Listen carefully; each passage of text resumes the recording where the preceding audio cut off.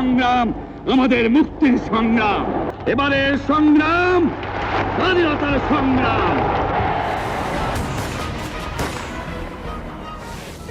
জাতির জনক বঙ্গবন্ধু শেখ মুজিবুর রহমানের নেতৃত্বে ১৯৭১ সালে বাংলাদেশ পৃথিবীর বুকে একটি স্বাধীন ও সার্বভৌম রাষ্ট্রের পরিচিতি লাভ করে।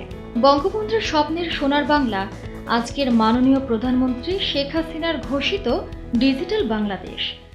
২০২১ সালের মধ্যে বাংলাদেশকে আমরা ডিজিটাল বাংলাদেশ হিসেবে প্রতিষ্ঠিত করব। দারিদ্র্যমুক্ত বাংলাদেশ গড়ে তোলার ক্ষেত্রে আমরা আধুনিক প্রযুক্তি ব্যবহারের মাধ্যমেই আমাদের অভিষ্ট লক্ষ্যে আমরা পৌঁছাব।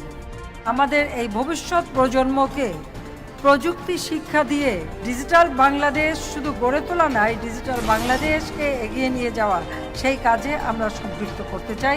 এটাই আমাদের লক্ষ্য। ডিজিটাল বাংলাদেশ বাস্তবায়নের স্বপ্নকে বাস্তবে রূপান্তরের ফলে বাংলাদেশ আজ নিম্ন মধ্যবিত্ত দেশের তালিকায় জায়গা করে নিতে সমর্থ হয়েছে।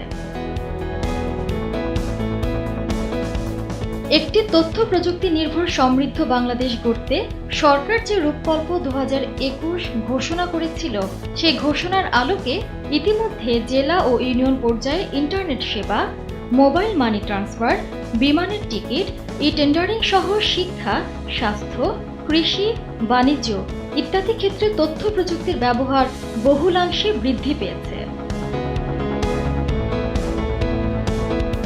ডিজিটাল বাংলাদেশ আজ স্বপ্ন নয়, বাস্তবতা। মাননীয় প্রধানমন্ত্রীর তথ্য প্রযুক্তি উপদেষ্টা সজীব ওয়াজেদ জয়ের কার্যকরী দিক নির্দেশনা এই স্বপ্ন বাস্তবায়নের জন্য কার্যকরী ভূমিকা পালন করছে। অতি শিগগিরই গার্মেন্টসের আয় থেকে আইটি সেক্টরের আয় পার হয়ে যাবে। সিলিকন ভ্যালির ইনভেস্টররা খুঁজছে যে ভবিষ্যতের ফেসবুক কোথায়, ভবিষ্যতের ইউটিউব কোথায়। আমি বিশ্বাস করি ভবিষ্যতের ইউটিউব, ফেসবুক বাংলাদেশ থেকে আসবে।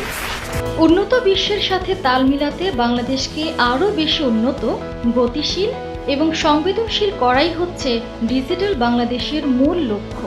তথ্য প্রযুক্তির ক্ষেত্রে বাংলাদেশের এই অগ্রযাত্রাকে আরও গতিশীল করে তুলতে এবং বহির্বিশ্বের কার্যক্রমকে ছড়িয়ে দেওয়ার লক্ষ্যে গত ২১ সেপ্টেম্বর ২০১৬ নিউ ইয়র্কে অবস্থানরত মাননীয় প্রধানমন্ত্রী শেখ হাসিনার নগর সংবর্ধনার মধ্য দিয়ে ডিজি বাংলা 24 এর যাত্রা শুরু হয়।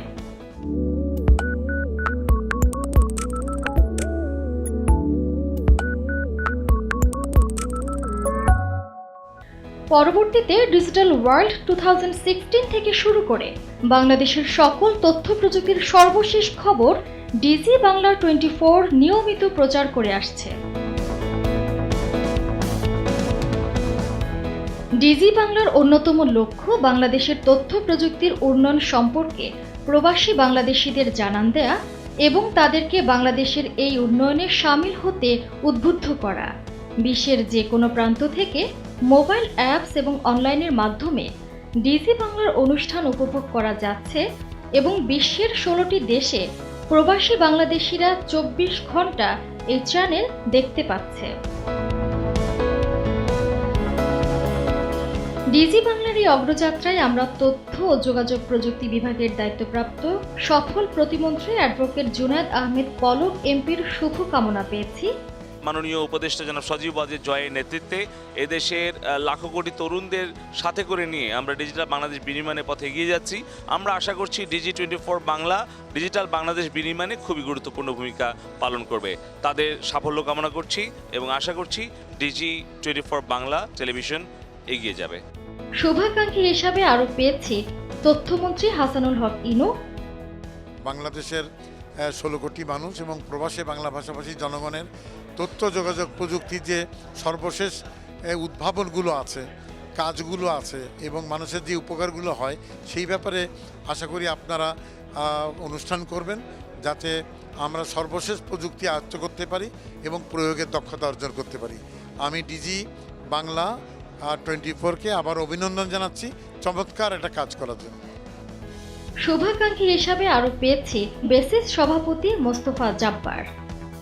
2009 থেকে আমরা ডিজিটাল বাংলাদেশ নামক যে ধারণাটিকে বাস্তবায়ন করার জন্য চেষ্টা করছি, সেক্ষেত্রে ডেডিকেটেডলি কেউ এই ধারণার উপরে সম্প্রচার মাধ্যম হিসেবে কাজ করবে এটি দেখতে পাইনি।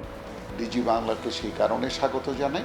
নিশ্চয়ই বাংলা ভাষাভাষী এবং প্রবাসী বাংলাদেশি সকলের কাছে অত্যন্ত সুন্দরভাবে জনপ্রিয়তা অর্জন করতে সক্ষম হবে। বাংলাদেশ পিছিয়ে নেই, এগিয়ে চলছে ডিজিটাল বাংলাদেশ বিনির্মাণের পথে।